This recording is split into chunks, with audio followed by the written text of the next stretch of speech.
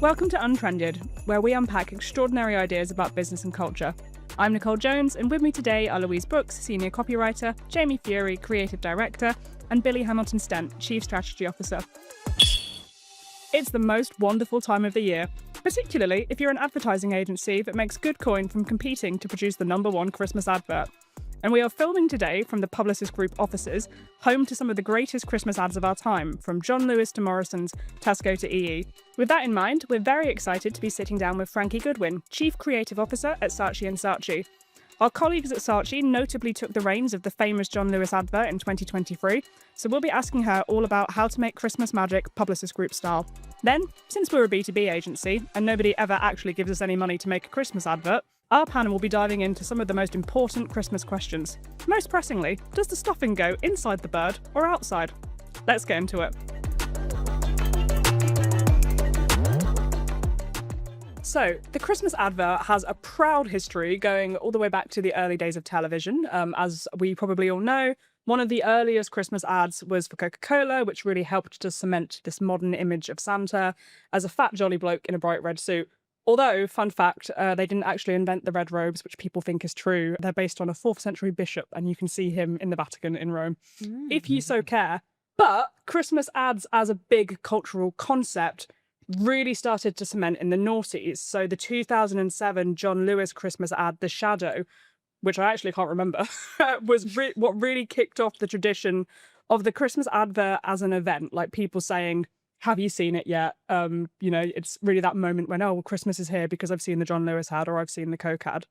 And now more or less everyone in the B2C world tries to get in on the act, competing to be the funniest or the tear-jerkingest, or the most celebrity-studded.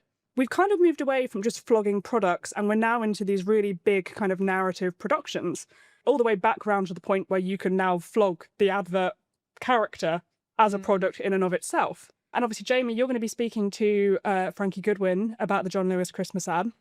But to get us all in the mood, I would like to kick off by asking, what for you is the greatest Christmas ad of the modern age, and why?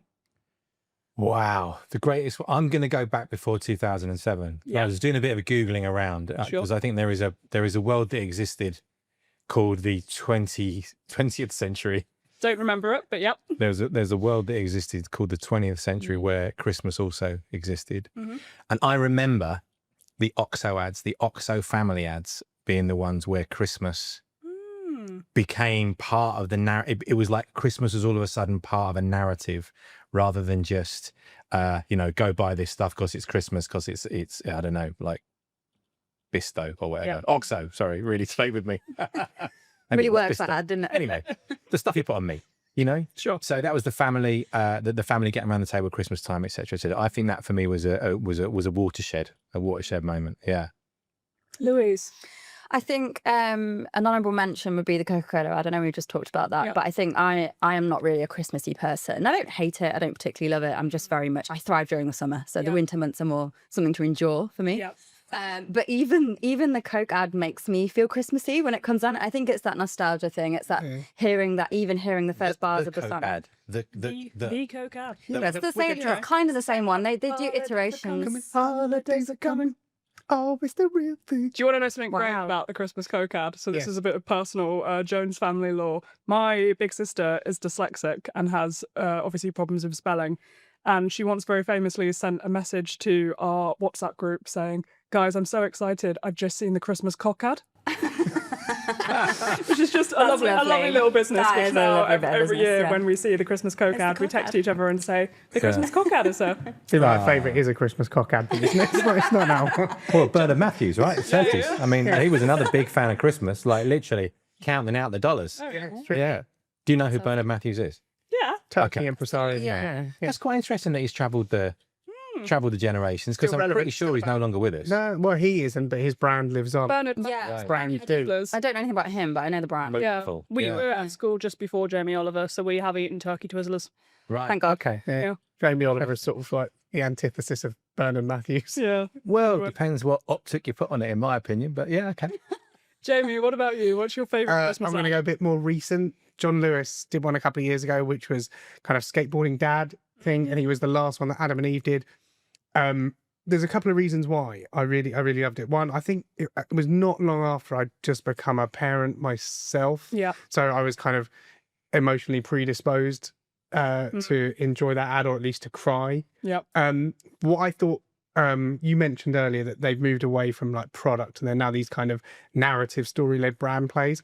I think that was a really good example of it. You weren't quite sure at first on a cold watch what it was for, what it was getting at. The story was really compelling, and it's really emblematic of that new way of doing Christmas ads. You're not flogging anything; you're just trying to evoke an emotion. So I love that one. I'm also going to give the honourable mention to the Coke ad, or the Cock ad, as we're now going to be calling it. Yeah, it gets that Christmassy vibe kind of going. And those two for me really stand out. The other one that stands out is it's another John Lewis one, which it stands out for a different reason. It was the Bear and the Hare one. Yes. And the reason it stands out is when that was released, I'd been going out with my now wife, Alice, for like about a year or so, and we were staying at my parents' house. And I'd gone to have a shower, and I came back into the bedroom. She was sitting in bed just like crying, looking at her phone. I was like, what's happened? She was like, it's the Bear. Oh. Was this before you'd agreed to get married, or? It was around the same time. Okay, it's probably a very... She wasn't actually watching the advert, she was just thinking about it. So what about Coke and the polar bears then? That's what I remember. Yeah, that's polar bears are in the Christmas Same Coke. ad, It's same. Yeah, it's the same ad. Do you miss the Yeah. trucks? There's Can't no remember the trucks? story. It's Is just there trucks like, with the polar bears? I mean, Yes. that's like the most famous thing. Yeah. The truck. The days are coming. It's and the passed truck, you you see them by. like rolling over the mountains, and then little The lad glacier. turns up. And then someone like drinks a bottle of Coke at the end. Which you would if you were Yep. selling Coca-Cola. Yeah, I mean, they are, and we talk about not selling product anymore through Christmas ads, but they are very much Yeah. selling Coca-Cola. and now, of course, they're doing it with AI. So we Yeah. had a special screening in the office the other day where we sat down and we watched all of the Christmas adverts together and bought some chocolates. So thank you to Ella for organising that. But there's a big division about the Christmas Coke ad because some people are like, great, love it, 10 out of 10. And then other people, they do it fully with AI now, and other people get the yips from that. So how do you feel about that? Can a Christmas ad, given that the slogan is real Always magic? the real thing. Always the real thing. Oh, AI is definitely It's real real, magic. yeah. And it's pretty magic. I I mean, reckon. I tend I'm not, sold. I didn't really know that they changed the Coke ad yearly until this AI one came out, because it's always, the construct is the same of truck, polar bears, kid drinking a bottle of Coke. The changes in it are so minute for me that I didn't really realise. And then they were like, this one's done with AI. And I was like, oh, Yeah. I mean, it's not really about the visuals for me. It's just about the song. it's the song. It's the song. It's, that's what it does, yeah. Badger, isn't it? Yeah. Can you imagine the process of getting a Christmas ad approved? Just to jump into a tiny bit of like, behind the camera. Like imagine the standard process of getting an ad approved, which is big ticket. Then you've got Christmas ad, big ticket stuff. I'd love to be a fly on the wall for those kind of top 10 ads coming out. And this is it. And you're thinking about it so early in the year. My husband came back from Walthamstow Village a few months ago. I think it was early September. And he was like, really weird. They've gone really early on Christmas this year in Walthamstow Village. They're setting up like a fake Christmas village. It's really elaborate and over the top.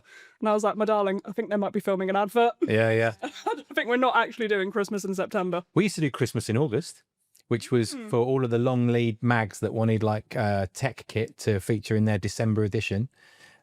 They would need to do that 2-3 months before, which was a bit tricky because a lot of the things that they were, photographing were probably going to be obsolete by the time December came around. But I used to work at Hobbycraft. You were getting the Christmas crafts in July, which was always a depressing feeling. It's mad how, I mean, trite thing to say, but it's mad how early it starts. I've had one experience of making a Christmas ad ever, which was when I worked in book publishing.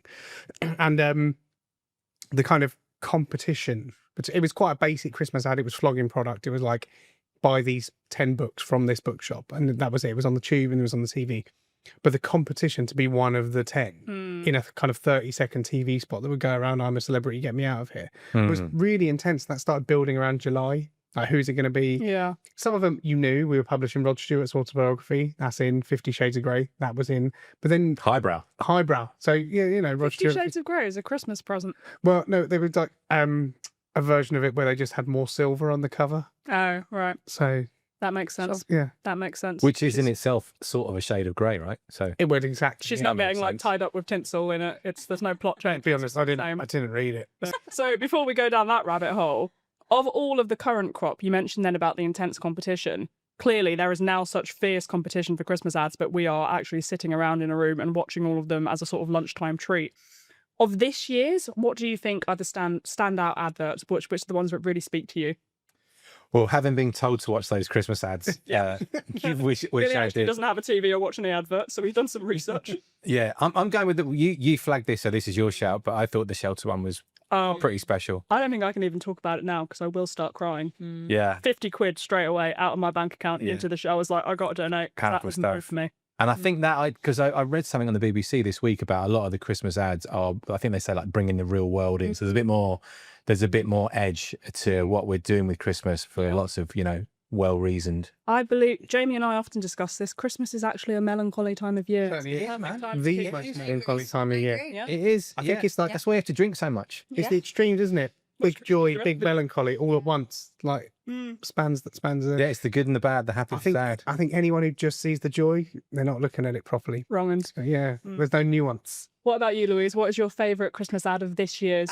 Yeah, I think building on what you were saying, I really like the Tesco ad because it does, if anyone hasn't seen it, it's like a series of short vignettes of highlighting the sort of like friction that often occurs at Christmas between family members or friends, or there's like a scene where a couple are visiting a neighbour and she sort of gets them to look at her weird Christmassy dogs. And I think that I really like that because it is just way more realistic than all these sort of really twee scenes of families having a lovely time around the table. You might have a racist uncle and he might say something awful and make everyone feel uncomfortable, and that's not uncommon. So I think bringing that reality in is really good. That's a good one. I'm going to go like route one. I really like the John Lewis one. I'm not saying just because we're interviewing Franki for the podcast. There's a bit of that, obviously, but no, again, I think predisposed parent into music, got a record player. I am very much I had to do it. When I watched it, I was like doing a double take. Does Jamie have a second life? It would never be a dance tune for you though, would it? No. It'd be Born to Run or something. It'll be Born to Run or something by the Beatles or something like that, or some niche indie track. But I think, again, it's a great story. It's well told. I also like the Morrisons one. I know I think there was the watch along here. Some people didn't quite get it straight away, but I think it's to go back to how long Christmas lasts in the mindset of people for whom it's a big economic moment. I think it's a funny way of telling that story. It never stops for those. I've never people. seen that done before as well, which is obviously you're getting to a point now where there are so many things that you're like, that was what happened with the sort of the John Lewis ads at Adam and Eve, right? You were like, it was, everyone was good, but at some point you're like, okay, this kind of feels. And it's really with those like John Lewis ads that stand out in the memory, and there's ones that completely are forgotten. Like, remember the dogs bouncing on the trampoline? No one talks about that. Yeah, I think one of the things we talk about in the interview with Franki is trying to make an ad that becomes not just a cultural moment, but has resonance in years. Like the Bear in the Hair, I always remember that. Yeah. I think there are certain ones that live longer than just that, like the Old People on the Moon one. Yeah. Man I just remember them by the songs. I always get the subs. Was it? There was one that was Somewhere Only We Know Keen, and I actually can't remember. Bear in Hair. But that was like the Bear in the Hair. Bear in Hair. Lily Allen sang it. But no, when we had our Christmas watch along, our senior copywriter Ali made this great point around previously those ads were about kind of big collective stories that weren't about anything in particular other than like an emotion we could all get behind. Whereas what they seem to have gone towards more now is more specific stories that are kind of more impactful for the lads who get it. And then obviously there are some people, I know Louise, for example, you were like, I'm not the target audience for this. If I want to go to a club, I'll just go to one. I don't have to be nostalgic about it. So yeah, I think that's an interesting shift. I think it's interesting. I think it's also kind of smart. It's brands trying to provoke an emotion in people that will use their brand and buy things from them. And it's brands at their best, isn't it? I think that at a consumer level, it's like your standard has to go up and up. And it's interesting the markets created that in a way. So if you have the classic stuff, right, Sea of Noise, that's all basically jingle bells, you have to do things that stand above that. And so these like apex kind of retail brands have just taken things to another level, haven't they, really? Well, I think a really good example of that, and one we haven't mentioned yet, is the 2014 Sainsbury's ad about their Christmas Day First World War. Yeah. And I was going to say that would actually be my favourite Christmas ad. And I think for two reasons, because I think the message of like the coming together of the two really divisive sides feels very relevant right now, just with the way that the world is.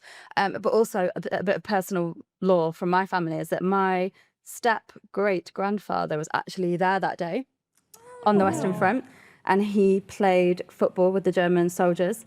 And he swapped his watch with one of the German soldiers and came home, spoiler, from the war, made it back, and brought back this watch that he had gotten from this German soldier, which is like amazing, isn't it? That's So I kind of grew a up. German soldier's watch as well. Yeah, my granddad Was it the same gave thing? me. I think it was a little bit more sharky, if I'm honest. Second World War, things have moved on. I think he always told me that it was given to him. I then found out he might have won it in a card game whilst on the front. But amazing. I'm not sure that the person who originally owned the watch was, Your Yeah, story As long as is he much didn't, less like, nick it off the heartwarming. dead Yes. body. Yeah, Yes, he didn't. I He win. didn't. He was part of the supply chain. But yeah, so we both got war watches. Well, yeah, so what happened to that watch though is it was my step great grandfather. So he actually gave the watch to my granddad because my granddad's a great guy. But my granddad always felt uncomfortable about having it because he had his own biological children. All right. And so when he waited until he died and then he gave it back to the biological children. So I've Going never this way actually back, seen yeah. the watch, but just heard the story of So it I had for years. But It's funny that ad. I had and I don't feel I can climb down from this now because when that came out, I was like, no, that's exploitative of a historical. It's about I really went on a kind of a moral crusade against that ad. So while I appreciate it, and now probably given time, I would not have such strong feelings. I don't feel I can climb down from that. Right. No, I think it's a valid point, and I get the argument, but I think if in the context of talking about these big emotional moments that John Lewis has really sort of built their brand on. So this is the really interesting thing for me, which I think is very much not in the spirit of Christmas, is that obviously with the rise of, big discussion around Christmas ads, is that I'm seeing a lot of takes that I just think you didn't need to post that on the internet. So for example, you're seeing a few people really going in on the teenage son and being like, oh, why is the kid so creepy? And I'm like, guys, this is not conducive to the world we want to build. I'm a card-carrying feminist. I get as angry about things as anyone. But criticising the John Lewis ads because it features some men, that's not a good look for me. We don't need to be putting those criticisms on LinkedIn. But are people just being critical to be critical? Yeah. I think They're just trying to just. Are we at the end of Trying to get a rise. That's why I said to you, I think we are at the very dying embers of everyone having a take on everything. And those people who have takes probably realise they've only got like 2 to 3 months left, so they're trying to get them all out now. They're going to have a take on absolutely everything. I think so. Maybe I think everyone so. should get like a ration of takes that they can use a I year. think Yeah, that's 2 it. to 3 takes a year. Why have Yeah. we got to get a rash? Ration. Oh, sorry. I thought we were getting a rash. I just misheard. No. I mean, that's Everyone just get a actually- rash. so I mean, we can all get a rash everybody if is you want. wearing a beautiful In this Christmas jumper. jumper.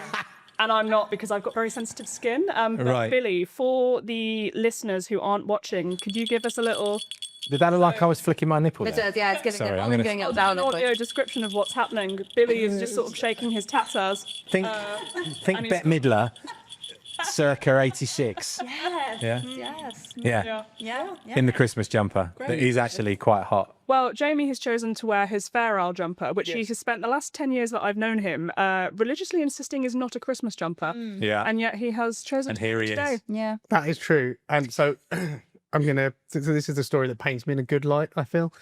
I bought down I've got a bag of Lamb's wool jumpers. That's not Of what course paints you me in a have. good light. Of course you have. Yeah. Like a vacuum bag Yep. in the loft. Makes sense. And they spent the summer months in the loft and I bought them down specifically for this. Like cattle. Yeah. Literally. No, that's lambs. Cows. Livestock. That's it. Cow's wool. Not so good. So I bought the bag of lamb's wool jumpers down to get my Christmas jumper out. And then I was looking through and I remembered I gave my actual Christmas jumper to a homeless charity last Christmas when I was done with it. So that's because I'm really just a good person. Yeah. It's so nice for you to share that with us as well. I wasn't going to, because And the public. I like to keep my charitable endeavours under wraps. Normally, Right. don't like to talk about Sure. it, but I thought Yeah, no. I mean, every now and again. just because It's just going to come out, and isn't it? Nick prompted the discussion. So I got this. It's all right. I'll this edit one. out any evidence of you being nice when I'm Thank editing you. the podcast. Thank you very much. So. So I wore this one, which is strictly speaking a Fair Isle jumper, but definitely has a Christmassy. Festive element to it. Yeah, it's nice. Very good.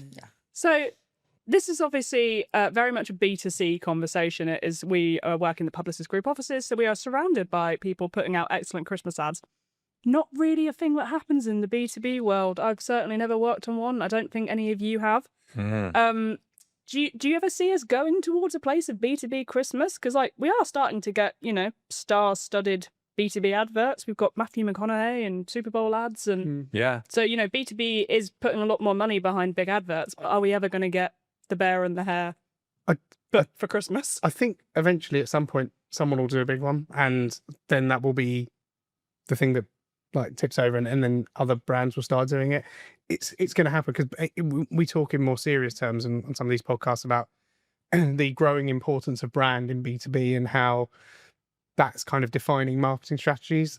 And it's going to happen at some point. Someone's going to go for it. And I know we've every so often shown an idea for something to a client that's Christmas focused. They'll be like, oh, that's nice, but maybe not because marketing budgets are tight. And are you going to back that or something that's got more tangible results to it? But someone at some point, a big brand with decent money will do something.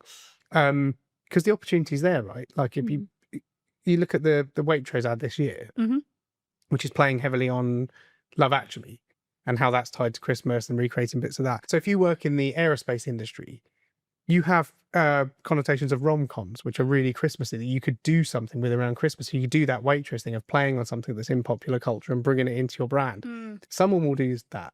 Yeah, like it feels to me like some sort of workplace recruitment. Yeah. There's something to be done with Santa and the elves. Yeah. It's there. Well, I have a different view. You don't think that's going to happen?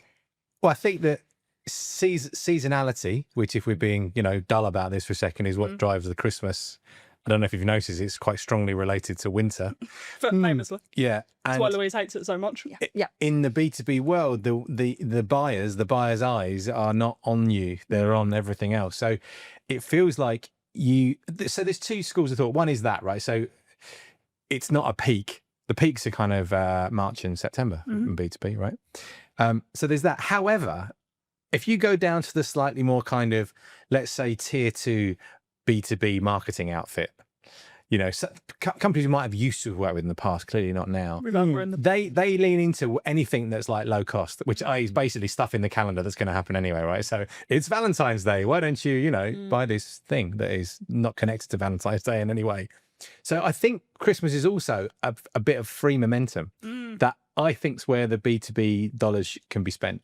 Would it be a big ad? Maybe one person will do it. Yeah, maybe one big brand will do it, but I think I agree with both of your points. I think one way it could happen is instead of coming out with a big new idea for Christmas because of the point around seasonality, brands might start to just put like a Christmassy slant on an existing campaign. So I think Sage, obviously their famous Boss It campaign, they did a Christmassy kind of reinvention of it where they did it was all around like wrapping up your year. Yeah. And so I think that's a way for brands to do it without like spending loads of money and taking a big risk on something that might not be that relevant. And of course, Sage.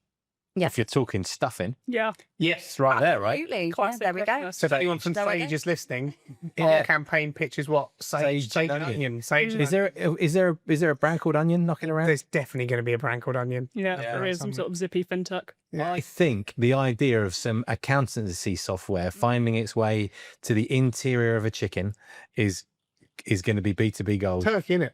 Sorry, Famously turkey. And it's not the interior either, is it? It's the outside. Where does stuffing go? I guess it goes inside, right? Inside, or you just. But then you eat it, do you? Well, I don't know. I mean, my stuffing's just always we just cook On it the off, side. off the chicken. separate. we cook it Off the bird. separately, and then you just have it if you want it, rather than putting it. So it originally though been in the bird. Well, I think it maybe goes under the skin because you see those sometimes like in the adverts where they cut the cross section of the turkey So and it's there's not like in a the little bird. bit of stuff and maybe under the skin. To have a trigger warning for I just want vegetarians. to retract that the Sage idea should be something about being inside a bird then, because that's not in the vicinity of a bird.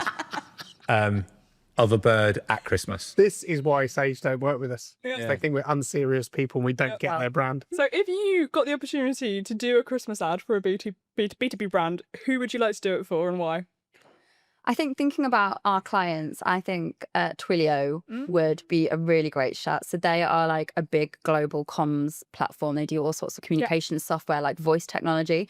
And I think going back to what we were saying about that kind of creating that emotional narrative, I think there'd be a really good way of doing that. And it could even lean toward, more towards the shelter ad kind of thing, or it could be a more of a Don Lewis thing. But I think there could be a lot of scope there to do something really big and fun and good. Two, so aviation, we've got a couple of aviation clients, do the rom-com, Heathrow, Love Actually, God Only Knows playing, it's right there. The other one, Santa supply chain. Why has nobody done that yet? There's got to be something around supply chain. Half the companies we work with talk about supply chain. It's so boring all the time. Just in time delivery. Yeah, there you go. It's just there, isn't it? I think right? because his supply chain's mostly elves. It's mostly slave That's labour, what- so we that's actually what don't you want to could- shine a light on that. That's what you could dramatize in the ads, or something around logistics. Yeah, we worked with some travel management companies, so that's a natural play. You know, the- making sure that- DHL, There was a book a Home few on the years ago where it was like a Christmas popular science book where someone tried to explain how Santa might do it, get around the world in that time. So logistics. Magic. Yes, it was magic, Nick, but there was also some science to it, which was I didn't read the Oh, book. yeah. Like, how might it work? How might it work? Yeah. Yeah. Yeah. So I think you could. Turns out it's quite hard. Yeah, but possible. So if you worked in logistics, you could be like, that's a Christmas ad. So if you work for DHL or DP World or one of those guys, that's right there for I you. like it. So one of them. Okay. What would you do, Billy? Christmas ad for B2B. A Christmas ad for me. I'm thinking Caterpillar. I'm thinking heavy industrial kind of diggers, lifters.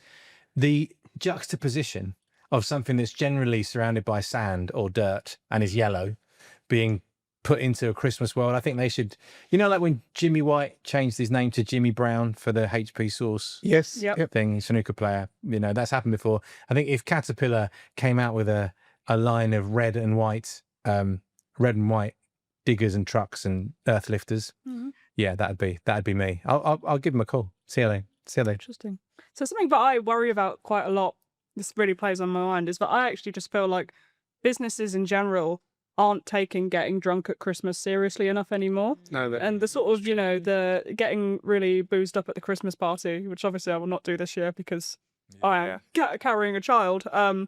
That's very important to me. And I just thought it would be nice to close out by saying, what is the most iconic Christmas party moment that you've ever witnessed? And you can feel free to redact the names if this involves any of our colleagues, which it will because you've worked it for 20 odd years. Yeah.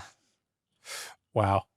I can think of a lot that even with name redaction, I might not want to share. No? There was one Christmas where when we were at a certain size, about 30 people, we were in a room and I think so much was drunk in such a short space of time that everything went a bit feral. Yeah. Like I remember looking and it looked like some sort of Mad Hatter's tea party. And I'll never forget that kind of sea of someone had stuff tied around their head and there was people on tables and it was like 4 o'clock in the afternoon. So for me, that was as a kind of energy. Yeah. And it was probably a pre-2010 energy. Sure. That would be one for sure. Something that makes me very sad is that when you see like Love Actually, the Christmas party that's kind of in the office. Yeah. I've never had a Christmas party in an office, and I Yeah, thought that's it could because be mostly shit. yeah. But, Jamie, any iconic Christmas party moments? Yeah, really good one. A few years ago, our Christmas party here is preceded by a pub crawl. So we finished up in the office, went on the pub crawl, and one of our freelance designers tagged along for the pub crawl. Went to a couple of pubs and then So to be very clear, not an employee. not of the an company, employee, just not an somebody employee, Was a freelance designer. And when we got to the venue, our MD Pete said, "Do you know what, mate, just come into the Christmas party. Why not? You've worked here for a little while."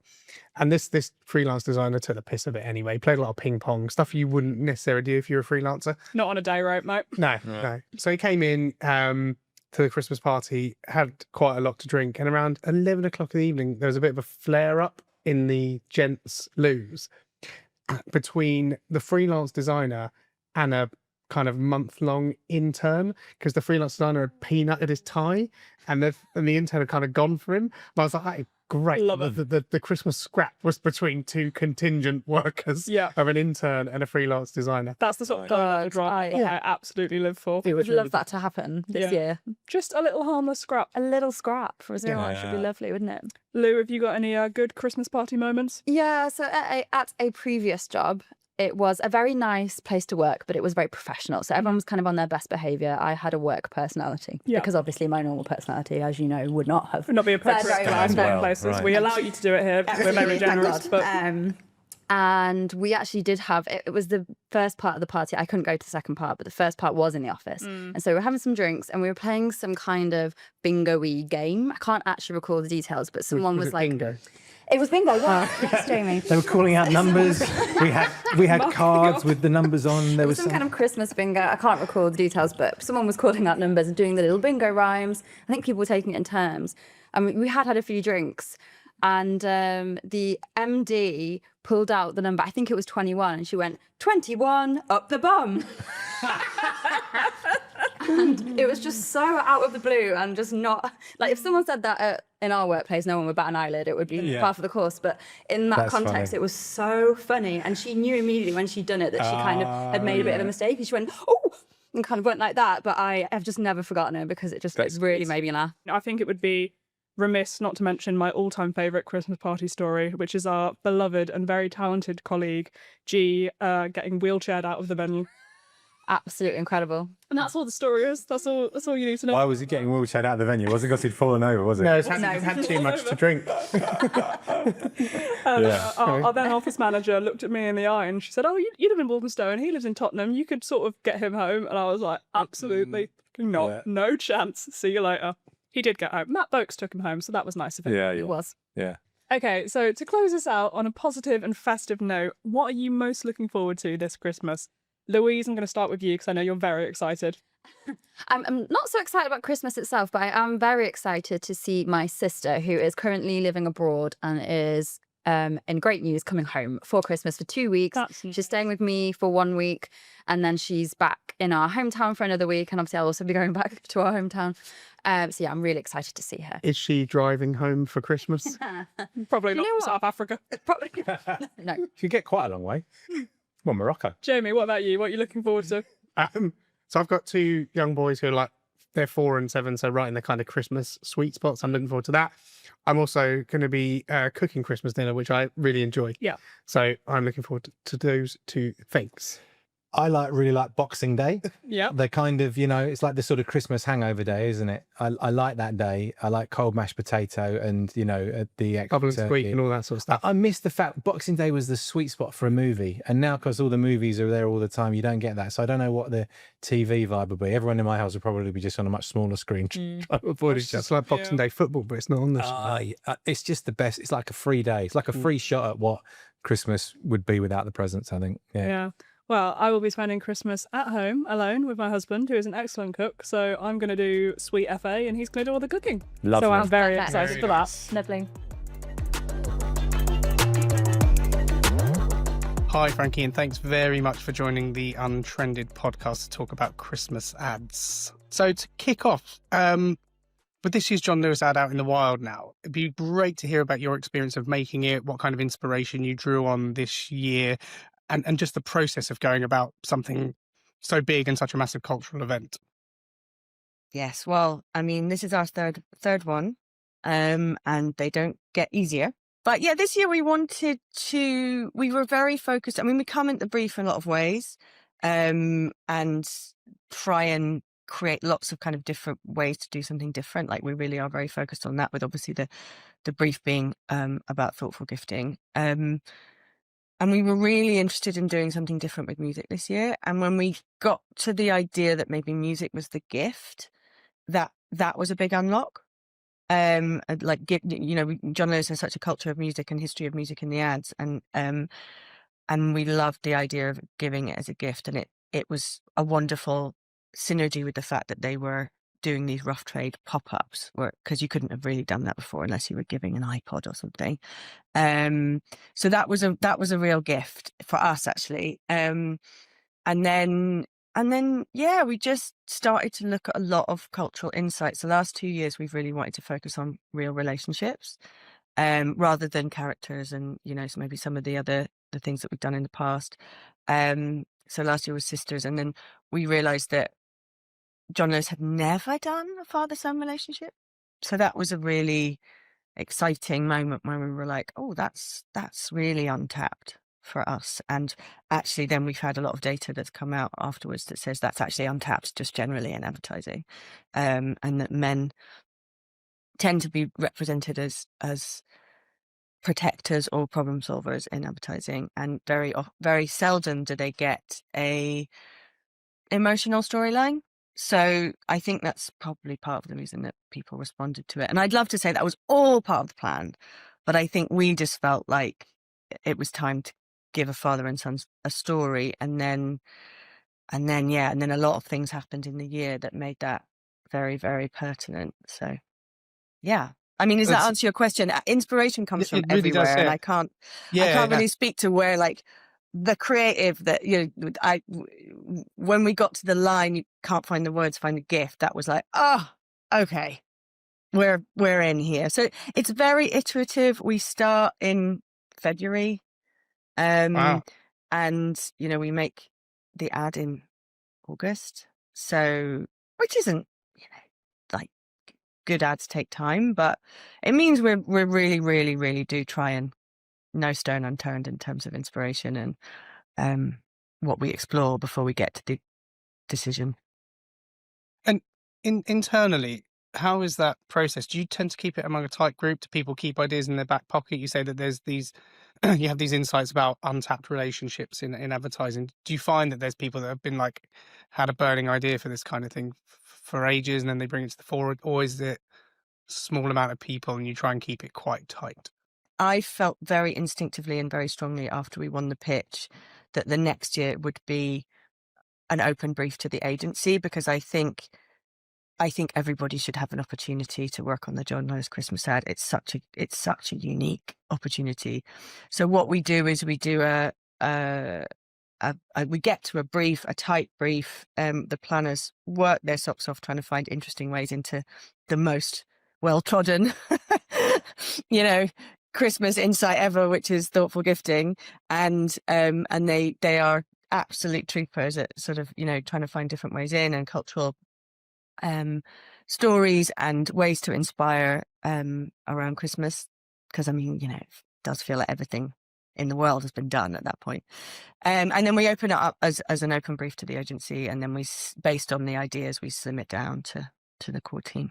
It's interesting. And you mentioned when we first started talking about the ads that you had this insight that Fathers and Sons was kind of an untapped area. I know when I saw it for the first time, I had a very visceral reaction to it because I've got 2 boys, and this year there's been obviously adolescence and things like that, and it feels like a lot of conversations around that thing. Was that coincidence? Do you look to tap into wider culture when you come up with these things and when you work on these things, or is it completely distinct? We absolutely look to tap into wider culture. We got to that script before Adolescence came out. Oh, wow. And it felt like a moment of reassurance that we were doing the right thing rather than an input. Like I said, it did come together, and I think it was a real tinder this year. Like, we really sparked something in people, in you. Very pleased to hear. But yeah, we are always trying to look ahead, but it's a long way off Christmas when you're looking at it in January, February. So alongside the Super Bowl, Christmas is only one of the only times in the year where ads are kind of preordained as a significant cultural event. You've been doing this a long time and you've got a lot of experience, but how do you deal with the pressure of making something that is so high profile and almost everybody has an opinion on? Yes, thank you for saying that. It is quite unique. I haven't ever done a Super Bowl ad, but I would argue that it is much, much higher pressure than a Super Bowl ad, simply because when there's 30 Super Bowl ads going out, or however many, like, you're kind of, the sport is watching them and deciding which one you like, right? Which is one thing. Whereas the sport is everybody having an opinion on the John Lewis ad. So it is like you said, sort of uniquely pressurized. And I don't really know how I deal with that pressure. Like, I don't know. You just have to not think about it too much. I think it's like everything. If you overthink it, you'll paralyze yourself. I think I've got to the point now with 3 years in, I'm quite seasoned to the fact that I can now help other people in my team guide, like, you know, the team that did it for the first time this time, like, guide them through the bits where you start to sort of feel the pressure, and that will come at different moments for different people.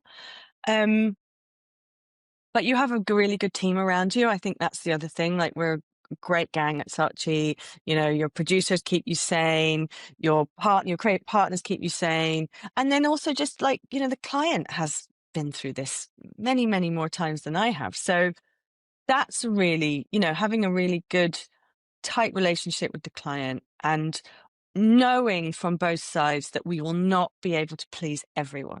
you know, and that we have to back ourselves and back our vision, believe in what we have. And I always talk about the pressure and the privilege. And I think I know it's probably a cliche. I certainly didn't come up with it, but it does come with an enormous amount of privilege. So for everything that you feel for the pressure of this ad, you gain in the opportunities, because it's like nothing else you'll ever do. And the music opportunities, you can pick up the phone to Andrea Bocelli, you can pick up the phone to, you know, Alison Limerick and Labyrinth, and they will say yes, and they will come on the journey with you. And so it opens an incredible amount of doors, and it is a time where everyone's interested and people show so much love. And this year we've been discussed on everything from Thought for the Day to the Moral Maze. So that's a huge privilege. So I think you just have to take all the pressure and try and absorb it however you can. I think the best way with anything like that is to not think about yourself and think about your team. Share that pressure, and support everyone, and then just sort of focus on all the great things that happened. Because, you know, honestly, like, we were drinking, you know, a glass of champagne on the day of launch, and the guys were like, "This is the best day in advertising ever," you know? So it comes with an awful lot of joy. It is very, very pressurized. I think you could ask anyone that's ever done a John Lewis ad whether it sent them a tiny bit mad, and they'd say absolutely. But we're very lucky we have this unique thing. And you talked about supporting each other throughout the creation process. Having done Christmas ads before, are there pitfalls that you know to avoid that you've learned through that process? Like anything that you could see that people do wrong? Because I think what's really interesting to our listenership of this is they're mainly B2B marketers who don't do Christmas ads. Sure. But I'm sure that someone at some point is going to do one. So what's the non-advice? If you're saying keep people upbeat, have partners, keep yourself sane, what shouldn't you do? Avoid cliche. Try to find a fresh vision for it, and just try and immerse yourself in. If you've never done one before, you do need to kind of go back over the canon, because so much has been done, and finding a fresh take is the biggest challenge. So I guess it's like push to the edges of originality, I guess. Last two questions. So one I'd love to know about. People talk a lot about the changes in the way advertising is consumed. This panel's around. We've done a podcast about creators and sponsorship and all these different things. And it feels like some Christmas ads go product and some Christmas ads go story. And this one really has gone story, but there is a tangential product impact. Is that where you're naturally inclined to go story first, product second, or are you led by brief, are you led by client? How does that work with your kind of process? For John Lewis, it will always be story first, because that is almost the brand. You know, they are a brand of storytellers, and the joy of it is in the story. We also do lots of product ads as well. They're just, you know, that we do shorter versions. We work with partners across all kinds of brands, from Aura rings to Dyson air wraps. So there's a huge product partnership element to what we do, but that almost extends the world of the story that we've created at the heart of it. And I would say that's probably the best way to do it. I mean, if I was doing an advert for Christmas for KFC or McDonald's, or, you know, something where it was a more focused kind of QSR, I would love to start with the product. You know, and invent one and talk about that. And I don't think there's a hard and fast rule for Christmas. I think for John Lewis very specifically, I can't really see a world where we get briefed like this year. It's about the air wrap as the focus of the brief. It's product is built into the world. But for other clients, like, why not? You know, I mean, I think the most recent one that's just come out, I think Apple are very, very good at putting product at the heart of it. But we're a department store, so we've got so many. So we have to be more of an emporium of stories and then pick our product partners. Feels like it's almost in a way, it's not even promoting a department store; it's promoting the feeling that John Lewis evokes in people, and it's kind of its place in British culture. Yeah, yeah, and people want a story, and they want to feel something at Christmas, and they want to feel like John Lewis understands them. The relationship the British public have with John Lewis isn't just about the Christmas ad, I would say.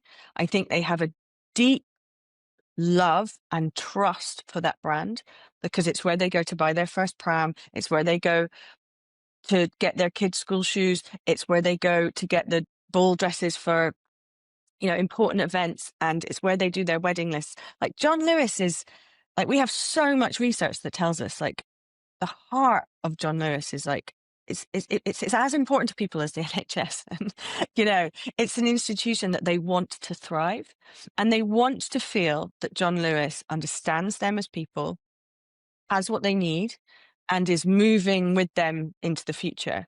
And so the Christmas ad is just one part of being on the journey with our consumers.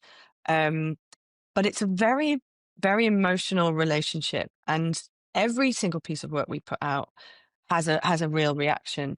And everything John Lewis do, people are really interested in. They're interested in the thriving success of John Lewis, because it sort of represents the best of us. So that's why I think it is so important to tell stories that say to the audience, we get you, we're still here for you, we always will be. And that runs through all the work we do. And at Christmas, I think some of the most powerful reviews that I've seen, of course, I don't watch any of them, but the good ones that I've been sent have been like, oh my God, I'm going to go there and buy everything, because they just get it. They get what it feels like to be a parent with an older child. So that's really powerful. And that's why John Lewis is such a unique brand. And we're so lucky to be the guardians of it. great. And so we asked the panel this when we did our in-person recording, so I'll ask you as well. Going back through that canon, is there a Christmas ad that you would pick out as being like an absolute favourite of yours, something that you think just captured something and you always remember? Because I think there's certain Christmas ads that we do remember and certain we don't. Is there one for you that you're like, I will always love that ad? Do you know, I was thinking about this, and I was thinking about the Currys ads with Jeff Goldblum. I know it's like a completely different vibe and feel, and but I watched a few of them, and oh my God, they are some of the best work. I honestly like there's the extended cuts and things. So I would encourage anyone to go back and look at the Currys Jeff Goldblum ads. It's the idea is that he teaches people how to react to bad Christmas presents by training them to be actors, and it is so brilliantly written and performed. I would say those stand out for me as really breaking the mold at Christmas and doing something really fresh. Well, look, thanks very much for your time, and have a lovely Christmas. Happy Christmas to you all. That's all for today's episode of Untrended.